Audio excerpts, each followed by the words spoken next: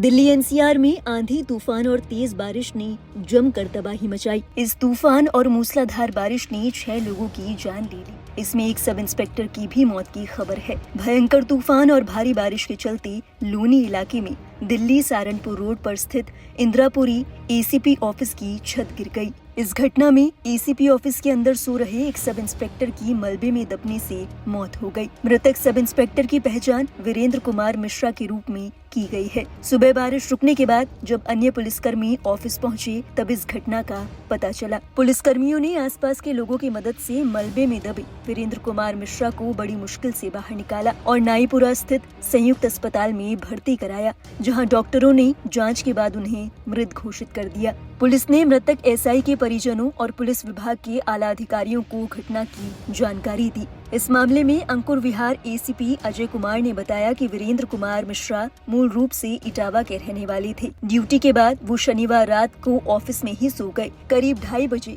तेज बारिश के चलते उनके ऑफिस के कमरे की छत गिर गई। छत गिरने से वीरेंद्र कुमार मिश्रा मलबे में दब गए और उनकी मौत हो गई।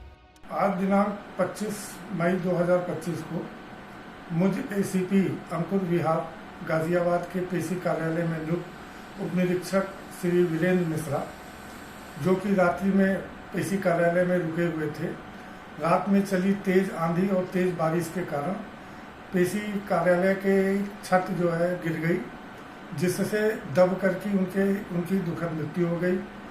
उनको चिकित्सालय ले जाया गया, जहां चिकित्सकों द्वारा उन्हें मृत्यु घोषित कर दिया गया।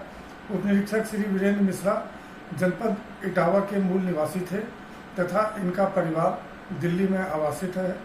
परिजन को सूचना दी गई, परिजन आ गए हैं तथा इस संबंध में आवश्यक कार्रवाई की जा रही है। सूचना मिलने पर दिल्ली में रह रही उनकी पत्नी बेटे के साथ घटनास्थल एसीपी ऑफिस पहुंची। पत्नी का आरोप है कि दरोगा से 24 घंटे काम लिया जाता था और जिसकी वजह से वो घर नहीं जा पाते थे। इस मामले में परिजनों का क्या कुछ कहना है, सुन लीजिए। खत्म हुए हैं वीरेंद्र जी, कौन थे आपके? देवर चाचा का लड़का। तो कैसे क्या खत्म हुए, क्या जानकारी मिली आपको? ये सुनने को मिला है कि उनके ऊपर छत गिर गई, आंधी आई थी, घर में अकेले पड़ी थी। गाजियाबाद। कहाँ पे तैनाती थी? गाजियाबाद।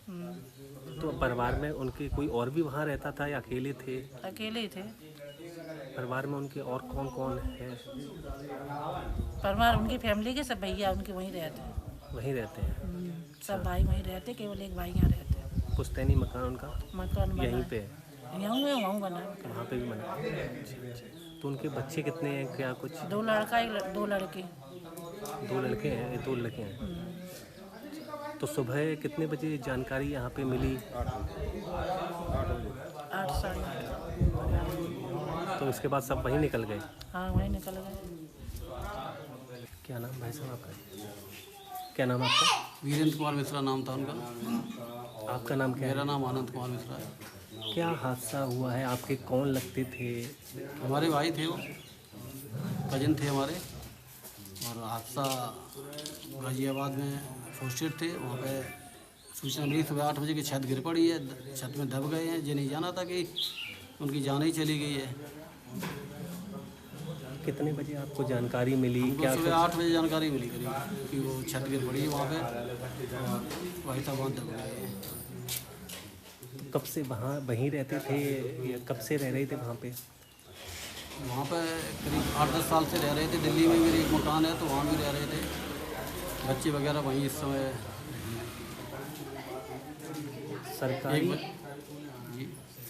सरकारी छत गिर गई जो बनी हुई थी? जी, सरकारी छत गिर गई वहाँ पे।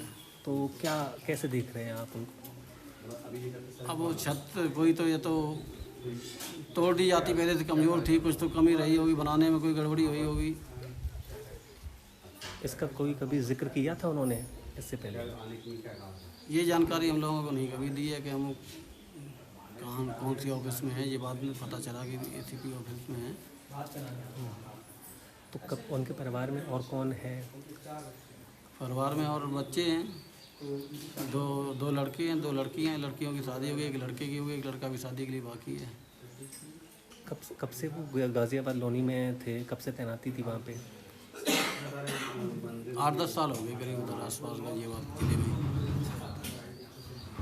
तो सुबह आपको जानकारी मिली, इसके बाद परिवार के अन्य सदस्य भी यहाँ निकल गए? निकल गए, गाड़ी आड़ी से वो किसी तरह वही पहुँच गए। तो कब तक यहाँ पे आएंगे? अब वो जो भी कानूनी कार्रवाई पूरी होने के बाद पोस्टमार्टम वगैरह, उसके बाद यहीं आएंगे। यहीं आएंगे, यहीं अंतिम संस्कार होगा? अंतिम संस्कार यहीं पे किया जाएगा। भैया आपकी कब रात को आखिरी बार बात हुई थी? हमारी रात में बात हुई थी 9:30-10 बजे। उन्होंने कहा था कि मीटिंग है उनकी, तो रात में रोक के रखा था एसीपी ऑफिस में, और कहा था कि सुबह भी मीटिंग है हमारी, तो मैं आ नहीं पाऊँगा। वो डेली आ जाते थे, तो ऑफिस में ही बैठे थे वो जब हमारी बात हुई। उन्होंने कहा कि सुबह हम आएंगे, और उसके बाद सुबह हमें पास डीसीपी का फ़ोन आया कि छत पूरी गिर गई। आप सोचो, एक ऐसी बिल्डिंग जिसमें एसीपी बैठ रहा है, डीसीपी बैठ रहा है, वो पूरी छत गिर जा रही है एक मामूली से हवा पानी में, वो भी गाजियाबाद दिल्ली जैसी जगह में। एक पुलिस वाले की जान जो पूरी ज़िंदगी एक सहायता करता है हर किसी की, और उसके साथ ये हो रहा है। सोचो, हेल्प के नाम पे क्या हेल्प कर रहे हैं, जो भी बेस्ट करते हैं हम तो कोशिश कर रहे हैं हमें कुछ हेल्प मिल जाए, आर्थिक हेल्प मिल जाए, लेकिन आप देखो क्या जान कितनी सस्ती है एक पुलिस वाले की, वो 2 स्टार लगे हुए पुलिस वाले की जान क्या सस्ती है, आप सोचो। पुलिस अधिकारियों से बात हुई तो क्या उन्होंने आपको आश्वासन? अभी बस आश्वासन दे रहे हैं कि उन्होंने कहा कि देखो हादसा हुआ है, हमारी वो ऐसी कोई गलती नहीं है, हादसा हुआ है, अब बाकी हम हेल्प करेंगे, बस ये कहा है। और कुछ कोई स्पष्टीकरण नहीं है कि क्या हुआ, एग्जैक्ट क्या हुआ है वो अभी तक नहीं पता है। हम बिल्डिंग देख कर आए, वो पूरी झरझर में गिरी हुई है। अब पूरे वहाँ बैठे हुए थे वो, क्योंकि ऑफिस का काम रोक रखा था उन्होंने।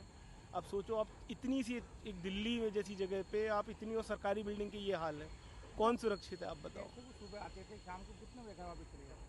वो जनरली क्या होता था कि 8-9 बजे घर आ जाते थे, मतलब हम सुबह निकले 7 बजे, क्योंकि दिल्ली से लूनी तक जाने में 1-1.5 घंटा लग जाता है मेट्रो से। पर कल क्योंकि उन्हें रोक लिया गया था मीटिंग की वजह से, कि मीटिंग है, सुबह आपको जल्दी करना होगा, रात में काम है, इसलिए उन्हें ऑफिस बैठा लिया था।